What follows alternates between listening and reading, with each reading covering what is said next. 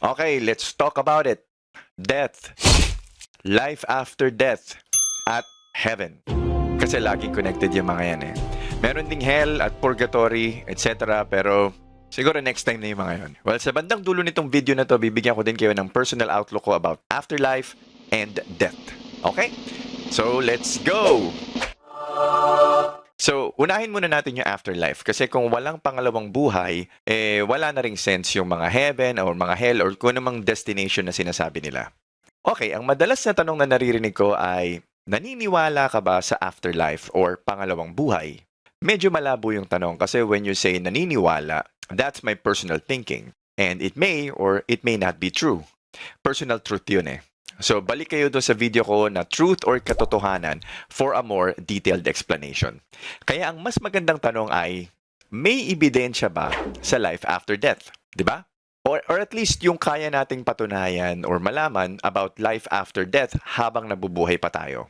Kung meron nga ba based on real evidence. So, let's find out.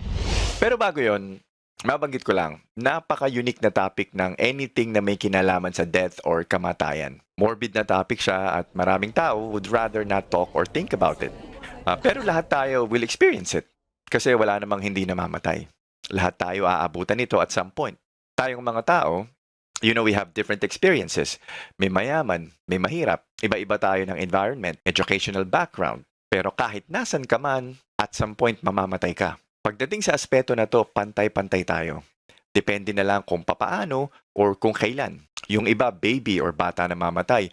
Yung iba, teenager. Yung iba, swerte hanggang 100 plus pa minsan, di ba? Ayos. Kaya no wonder, ever since siguro nagkaroon ng mas advanced na isip yung mga sinaunang tao at nakikita nila yung mga namamatay, hindi nila ma-explain. Ang hirap ding tanggapin. Isipin mo, kausap mo lang or nakita mo lang nung isang araw, biglang mawawala na. Di mo na sila makakasama ulit the same way. So, nung sinaunang panahon pa, tayong mga tao nagtatanong, nag-i-imagine, nag-iisip, ito lang ba ang buhay? After mamatay, wala na. Kaya siguro dahil dyan, nag-originate yung mga ideas about afterlife. Pero isipin mo, sa lahat ng nabubuhay sa mundo, I think tayo lang mga tao ang kayang mag-imagine ng afterlife or pangalawang buhay. Sa tingin nyo, yung mga manok or yung mga kambing or kahit yung mga unggoy, nag-iisip kaya sila ng afterlife? I'm not sure. Most likely hindi, pero malay mo, nag-uusap-usap pala yung mga baboy about pig heaven or pig life after death, Who knows? Diba? Eto pa. Yung afterlife, connected lagi sa eternal life. Kasi nga, limited yung time natin dito sa mundo, kaya ang nai-imagine natin na pangalawang buhay ay yung walang katapusang buhay. Wow! Ako, personally, pag iniisip ko, gusto ko ba ng eternal life? Well, walang katapusang buhay? Alam mo, pag talagang inisip mo, isipin mo may gusto kang gawin. Ba't ka magmamadali may bukas pa naman? After nung susunod na bukas at yung susunod na bukas. Hindi kaya mawala na yung sense of urgency or yung focus mo sa buhay? Kasi pwede namang bukas lahat Walang katapusang bukas. Imaginein mo. Kung alam kong hindi ako mamamatay, kailangan ko na bang mag-aral ngayon? Kailangan ko na bang gawin yan?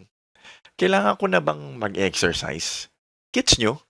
If you really think about it, and imagine, you will never die. Sabi nga nila, the reason why life is worth living is because it ends. Kung walang ending, parang nakakatamad kumilos, no? Ewan ko, siguro tamad lang talaga ako. Pero I think the reason why we are so excited and hopeful for the idea of eternal life is because never nating may experience yan dito sa Earth. At least for now. We're all trapped in our human bodies na namamatay. And there's nothing that we can do about that. Modern medicine has extended yung human lifespan, pero not to the point na eternal life. Okay, so everyone will die. It's just a matter of when or how. So ito yung mga how people die. Para mas maintindihan na rin natin. May 4 ways lang na pwedeng mamatay ang bawat tao. Number 1 is yung sudden death. Yung bigla ang pagkamatay. Yun yung mga aksidente or yung atake sa puso or stroke. Number 2, terminal illness. Advanced form of cancer, dementia, or Alzheimer's. Number 3, organ failure. Kadalasan yung baga or yung kidney nagkakaproblema. Number 4 is yung frailty. Unti-unting paghina ng katawan, usually dahil sa katandaan. Maraming tao sa ngayon ang namamatay ng ganito. And a big part of that is because of modern medicine. Nai-extend na yung buhay. Alam mo yun, yung tipong kaya nilang gawin na humihinga ka pa kahit hindi ka na makagalaw. Sabi nila, 6 out of 10 people die this way. Ito yung nakita kong statistics. Sa Philippines, yung sa kaliwa, at yung sa kanan is sa whole world. So majority sa atin, sakit talaga or illness ang magiging cause of death. Ayon sa survey, karamihan sa mga tao, kung may choice, gusto yung sudden death na lang as an ideal way to die. Pati na din ako. Again, kung may choice, gusto ko sudden death na lang din. Yung tipong matutulog ka tapos hindi ka na lang gigising. Ganon. Diba? Yung walang masyadong pain sa'yo, tsaka sa family mo, at wala rin yung malaking gastos sa ospital. Pero ang reality, konti lang ang namamatay ng sudden death or yung biglaan. May statistics na out of 2 million people, less than 10% ang namamatay ng biglaan. Usually, mahabang proseso ng gamutan ang nangyayari sa karamihan ng mga tao bago mamatay. Kaya ako, sabi ko sa family ko, ayokong i-revive ako kung it means na paggising ko, hindi ko na mauhugasan yung sarili kong puwet. Rather die with dignity without being a burden emotionally, physically, at financially. Kasi it's important to have that conversation then with your family habang healthy ka pa. Paalam mo dun sa mga taong tatanungin ng doktor pag umabot ka sa ganung punto na yon. Mas maganda yung alam nila kung ano yung kagustuhan mo. Okay, so pasensya na kayo. Nakaka-depress talaga tong topic na to talaga. Kaya para madagdagan yung lungkot nyo, may link ako sa description about an article about the Philippines being considered as one of the worst places to die based on a 2015 quality of death study. Ayan, sige, para todo-todo na. Okay, so yan na yung mga ways that people die. I just want to show you how scary and sad just to think about death. Lalo na pag na-experience mo pa na mamatayan. Again, kaya no wonder, tayong mga tao naghahanap ng pangalawang buhay. Kasi parang napaka-unfair. Diba? Ganun lang yun. Hindi pwede, dapat meron pa. Diba? Ganun yung iniisip natin eh. Okay, balik tayo. May proof ba ang life after death? May pangalawang buhay nga ba? Ang mga evidence na naririnig ko about life after death ay galing sa mga buhay na tao. Kahit yung Bible or ano pa mang ancient book ay sinulat din ng mga buhay na tao. Right? So, hindi ko na didiscuss yung nasa Bible kasi wala namang way para matest yun. Puro salita lang, sinulat ng mga taong gustong paniwalaan sila. So, obviously, bias siya. And again, we cannot test it. Doon na tayo sa binibring up din na madalas na evidence for life after death. Ito yung istorya ng mga near-death experiences. Kwento ng mga tao na muntik na or malapit na mamatay. Usually, sinasabi nila na nakikita nila yung mga kamag-anak nila or yung mga magulang nila na namatay na at sinusundo daw sila. Meron ding iba na may maliwanag daw na puting ilaw sa dulo ng isang tunnel silang nakikita. Well, napakatagal na nitong mga kwento na to at malamang nakarinig na rin kayo ng mga ganyan. So, meron akong nakitang study na ginawa sa Amerika. Nag-interview sila ng mahigit 1,400 na tao na malapit na mamatay at napakaraming kwento ang nakolekta nila. So, here's what they found. Over 80% nagsabi na may napapanaginipan sila or may nakikita sila na totoong-totoo na parang hindi hallucination lang. Out of that, 72% ang nakakakita ng mga namatay na close family member or kamag-anak. Tapos 59% is something related sa preparation sa pagbiyahe, sa pag-alis, yung nakikita nila. 29% yung mga buhay na tao naman yung napapanaginipan o yung nakikita nila. Tapos 28% yung mga experiences nila or mga memorable experiences nila sa buhay, good or traumatic experience, basta yung tumatak sa kanila. Okay? At habang lumalapit yung araw ng pagkamatay nila, dumadalas din yung mga panaginip at yung mga visions nila. And they also found na itong mga panaginip at mga visions gives a good feeling dun sa mga taong yun na malapit ng mamatay. It gives them comfort na hindi sila nag-iisa sa oras ng kamatayan. And I agree, that's a good thing. Pero what we want to find out is this proof na may afterlife nga ba? Ito isa sa mga example video interview nila. So, panoorin natin. I was laying in bed and people were walking very slowly by me. The right-hand side, I didn't know, but they were all very friendly, and they touched my arm or my hand when they went by. But the other side were people that I knew. My mom and dad were there, my uncle. I have seen my mother recently more.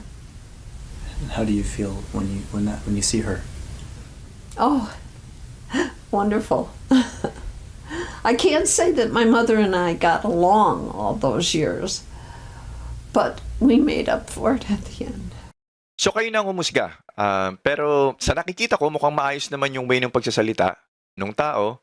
Mukhang hindi naman siya nag-hallucinate, at least during that interview.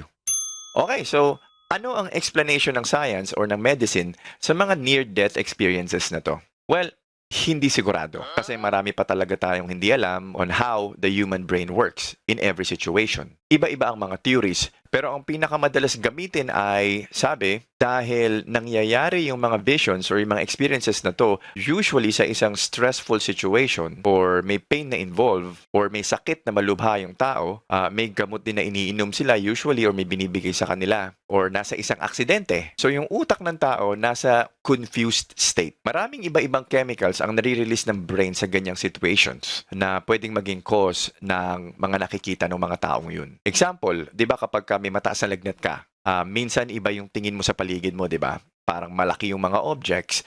Minsan, pakiramdam mo, parang lumulutang ka habang umiikot ka. Kasi yung utak mo hindi nagpa-function ng tama. Kombinasyon ng sakit mo at yung mga gamot na iniinom mo. Ganon din daw yon. Yung utak ng isang taong mamamatay na ay hindi na gumagana ng normal. Kaya kung ano-ano yung nakikita at naiisip nila. Pero again, wala pang sigurado na 100% ang science dito. Dahil nga, hindi pa natin alam lahat ng nangyayari sa utak ng tao hanggang sa ngayon. Maybe in the future.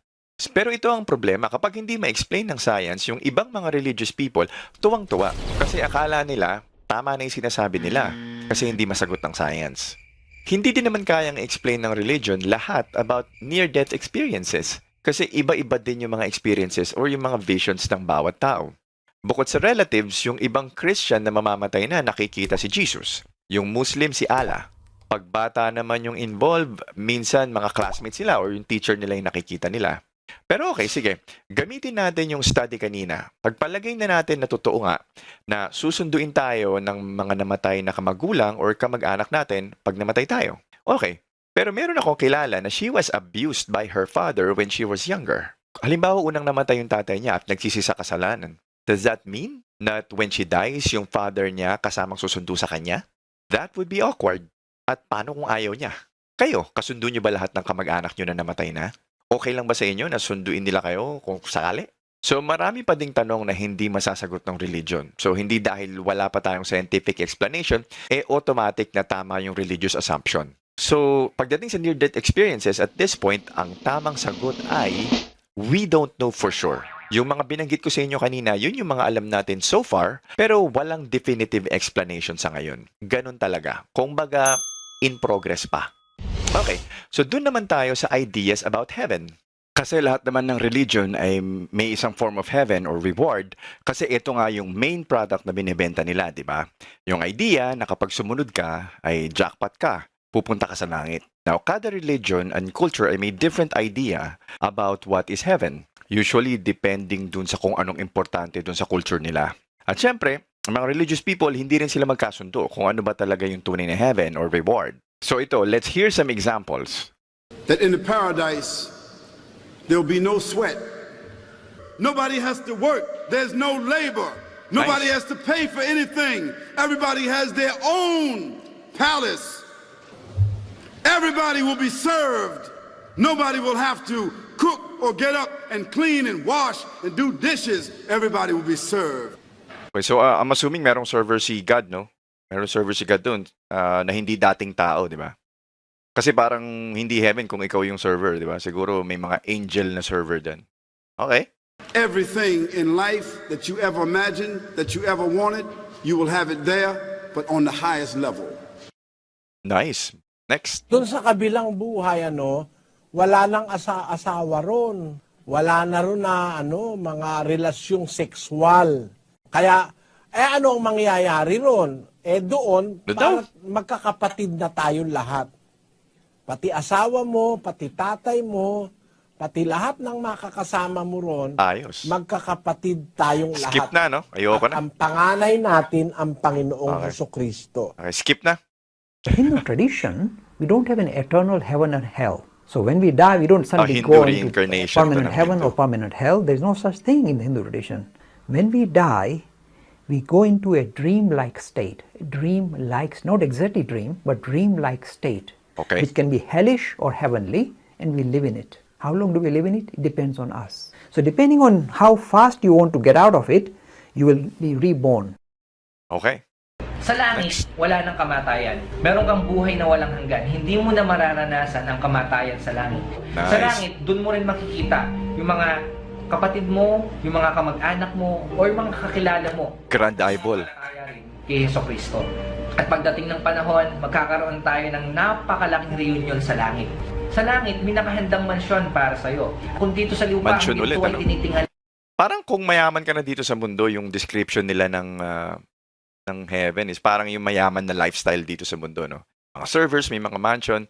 Or siguro, sasabihin nila, hindi kagaya nung na-experience mo yan dito sa mundo. sa'yo. Kung dito sa lupa, ang ginto ay tinitingala natin, pagdating sa langit, ang mga ginto ay inaapak-apakan na lang natin. Dahil sa langit, ang ginto, ang pera, wala na pong halaga yan. Okay. Sa langit, hindi mo na rin mararanasan masaktan. Sa langit, wala nang pagluha. In short, sa langit, perfecto ng lahat. Perfecto ang lahat, no? Ewan ko kung napag-aralan nila yung human psychology, no? Ewan ko kung magiging perfect lahat sa tao, no? Pero anyway. Next. Okay, every Muslim man gets at least 2 black-eyed virgins in paradise. Each virgin comes with 70 servant girls. You're permitted to have sex with the virgins as well as the servant girls. Ask her, who are you? And she says, I'm your virgin in paradise. Okay, Allah told you about me, saying there's more of them with us. Okay, I am one of the more. You leave that one and you move on to the next. God help you. You spend 70 years or so with her and along comes the third. Oh, servant of Allah. Look at her. She's even more beautiful. Hindi ko alam kung totoo tong last na to, pero hindi ko alam kung joke lang yan. Pero okay, let's move on. Okay, again, marami pang iba-ibang klase ng heaven, yung mga religions. Who knows? Pero one thing is for sure, wala talagang evidence na pwedeng matest scientifically. Puro salita lang talaga. It's just strange na iba-iba yung klase ng heaven. Pero para sa akin, 3 lang ang possibilities. Number 1, isa lang ang tama sa kanila. In that case, how can you tell? Kasi ang lahat ng religion ay gumagamit lang naman ng faith as their tool to know their truth. How can you tell which faith is correct? There's no way. Number 2, pwede din na lahat sila tama. Baka naman may kanya-kanyang heaven nga ang bawat religions. Malay mo, teritoryo pala sa langit, di ba? Kanya-kanyang teritoryo yung mga religions. And that's the worst scenario para sa mga atheists, di ba? Sana pala pumili na lang ako ng isa sa mga gods. At least may guaranteed heaven ako, di ba? Ba yan? Number 3, posible na wala naman talagang afterlife, heaven, hell, or ano paman. Imbento lang natin itong mga tao dahil sa kagustuhan natin na makasama ulit yung mga namatay na mahal natin sa buhay. Okay, so malinaw na kanya-kanyang trip yung heaven sa mga religions. At wala tayong matetest sa kanila scientifically since beyond yung nakikita, nararamdaman, or ano mang alam natin sa mundo na to sa ngayon. So ang tamang sagot about heaven as of right now, again, we don't know for sure. Ganun kasimple lang yun. So as an atheist, based on all evidence so far, ito lang ang buhay na meron tayo. Dahil dyan, pinahahalagahan ko lahat ng experience, lahat ng emotions at feelings, thoughts, ideas na meron ako sa buhay na to. I'm not perfect. Madami pa din akong dapat i-improve sa sarili ko. Pero I want to live the best life I can. Kasi para sa akin, pag namatay tayo, we just become optional memories sa mga taong may iwan natin. Gusto ko pagpatay na ako at may nakaalala sa akin, gusto ko maging maganda yung memory. Yung mapapangiti ko sila or may inspire ko sila somehow. And I think dun nagtutuloy yung buhay natin sa isip ng mga maiiwan natin. Parang sa movie na Coco. At some point, we will be forgotten. And it's okay. Kaya dapat get your ideas, your thoughts, your beliefs. Get it out there. Ipag-alam nyo na sa lahat kasi hopefully Someone will take your idea and you will continue to live through that. Di ba yung mga sikat na songwriters, poets, leaders, inventors, yung iba matagal nang patay pero their ideas, their thoughts, good or bad, nabubuhay pa din sa atin. Sa mga songs nila, their speech, their inventions, yung mga ginawa nila, nabubuhay pa din sa atin because we chose to remember them. And to me, that's the real afterlife. Okay, so dun naman tayo sa tanong na atheist ka. Paano pag namatay ka at may God nga pala talaga? Hindi ka ba natatakot? Well, pag namatay ako and I found na there's a God, itong all-powerful God na to, gusto akong lagay sa impyerno for not believing, syempre wala akong magagawa doon. Pero sa paraan na nabuhay ako, sinubukan kong hanapin ang katotohanan about God more than most people. Sa lahat ng kaguluhan ng religion, hindi ko nakita. At for me, kung gusto akong paniwalain ng isang all-knowing at isang all-powerful God at gusto niya akong bigyan ng malinaw na instructions on how to get to heaven, ay sigurado akong kayang-kaya niyang gawin yan. Pero hindi niya ginawa. Given na nabuhay ako na may respeto at naging mabait sa mga tao most of my life, at gusto pa din akong ilagay ng God na yan sa impyerno, then so be it. Again, wala akong magagawa dun. But I'll be okay. I'm not gonna be happy because no one wants to be in a hell, but I'd be okay knowing na I did my part. And I don't want to worship an unfair, unreasonable God anyway. Okay? So pagdating naman sa death, for me, death is what makes living or life special. The fact that this can end anytime. Ako, I think about death all the time. Lalo na habang tumatanda ako, nakikita ko yung mga taong nauunang namamatay sa akin. Lagi kong iniisip na one day, that will be me. Madali kasing makalimutan to eh. Dahil sa isang taon, may 365 days. Times mo yan sa ilang taon ka na nabubuhay. Let's say you're 30 years old. That's almost 11,000 na araw na natulog ka at nagising ka ulit. Kaya it's easy to overlook the fact that we will die. Because most of us, we just keep waking up every day. But remember, merong mga 150,000 na tao ang namamatay sa mundo araw-araw. One day, that's going to be me or you. Now, this mindset gives me the sense of urgency. Death inspires me to do things I want to do now. Yes, I'm afraid of the pain of death. Pero you know what I'm more afraid of?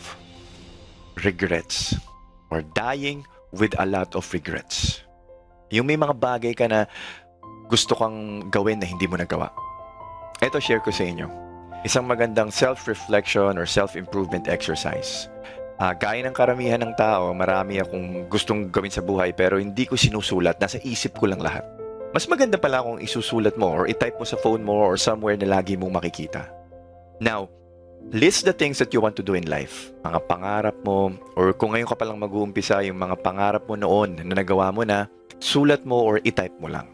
Tapos, think of these as your possible regrets list. Yung iba tawag to-do list or bucket list. Ako gusto ko possible regrets. Kasi no one wants to have regrets. And the goal is to cross out as much of the possible regrets on your list. So far, ito yung sa akin. I wanted to be a songwriter and singer and learn how to record my own songs. Nagawa ko to while working full-time as an employee. And hindi ako naging successful dito pero nagawa ko siya. So, cross it off. So wanted to work, I've always wanted to work from home, to have more time with my family and pursue my passions at the same time, para hindi na rin ako bumabiyahe at may extra time ako. Ilang years in the making din to, pero now nagawa ko na, so cross out ko na din. Next is yung madaling anak ko sa Disneyland. Medyo napag-ipunan namin yan, nagawa namin 2 years ago, kaya cross out na din yan. Next, gusto ko din mag-start ng YouTube channel about my atheism. Ito, nagawa ko na din. Ito na yon. Although mga 5 years yata ako nag-procrastinate about this, pero mas may time na. Ngayon, mas may time na ako. Marunong naman ako ng konting editing. Kaya ito na, I crossed it off na off my list. So, marami pa akong mga pending. Magkaroon ng online business, magkaroon ng passive income equivalent to my monthly salary, go to places in the US with my family, and etc. So it doesn't have to be big things din. Meron din ako mga maliliit na bagay dyan. So the goal is to cross off as many from your possible regrets list as soon as possible. So tama yung ad ng Nike. Just do it. Do it now. Remember, we are in a race with death. That's why I use death as an inspiration to do things that I want to do at wag nang maging tamad. Huwag mo na ipagpaliban yan. Just do it. Of course, as long as it's not against the law and you're not hurting other people. Kasi may mga pilosopo dyan, mamaya, just do it, tapos illegal pala. Huwag naman ganun, sayang yung buhay mo. So, halimbawa, gusto mong umpisahan yung banda na yan, do it. Gusto mong makipagkilala sa crush mo, just do it. Gusto mong makipag-ayos sa tatay mo, makagalit mo na matagal na, just do it. Gusto mong mag-start ng business, kung kaya mo na, just do it. Or at least do what you can to start as soon as possible. Kasi it doesn't matter if you fail or succeed. Because even if you fail, it's okay because you can still cross that out from your possible regrets list. And to me, that's what's important. To cross out as many things on that list right away. Karamihan sa ating mga tao gustong mabuhay ng matagal. Parang nakikipag-contest pahabaan ng buhay. Sa tingin ko, hindi pahabaan ng buhay. Dapat ang contest ay pakontian ng regrets. As an atheist, I accept reality. Kahit minsan, reality can be painful or unpleasant. Yung kamatayan hindi masarap isipin. Pero imbis na matakot or malungkot, mas maganda gamitin na lang natin yung realidad na to do the right things for ourselves and for other people right now. Okay? Alam ko medyo naging mahaba itong video pero salamat kung umabot kayo hanggang dito sa huli. Kung may napulot kayo, sana i-share nyo naman sa baka may makinabang din na iba. Okay, thank you very much for watching. See you again next time.